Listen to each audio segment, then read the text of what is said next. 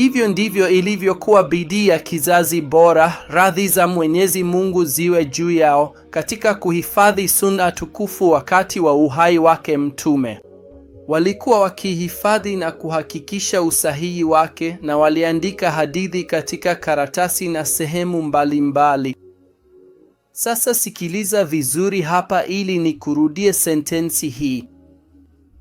Na waliandika hadithi katika karatasi na sehemu mbalimbali, wakifuata wasia wa Mtume wa Mwenyezi Mungu kwa baadhi ya maswahaba maarufu, radhi za Mwenyezi Mungu ziwe juu yao, aliposema, andika. Na hapa kwa yule ambaye nafsi yangu iko mikononi mwake, hakutoka kwangu isipokuwa haki.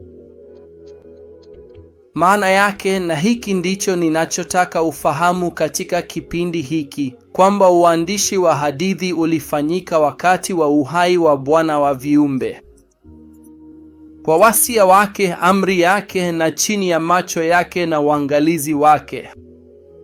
Hakuna hoja, hakuna mazingatio, na hakuna mazingatio kwa kauli yoyote inayosema kwamba kurekodi na kuandika hadithi na habari kumecheleweshwa.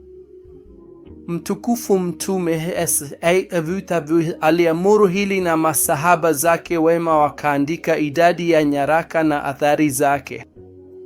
Sikiliza gazeti la Abu Bakr al-Siddiq pamoja nami, gazeti la Ali ibn Abi Talib, gazeti la Abdullah ibn Amr ibn al-As linalojulikana kama gazeti la ukweli, gazeti la Abu Musa al-Ash'ari, gazeti la Jabir bin Abdullah al-Ansari, hadithi sahihi iliyopokelewa na Abu Huraira, Allah awe radhi nao wote.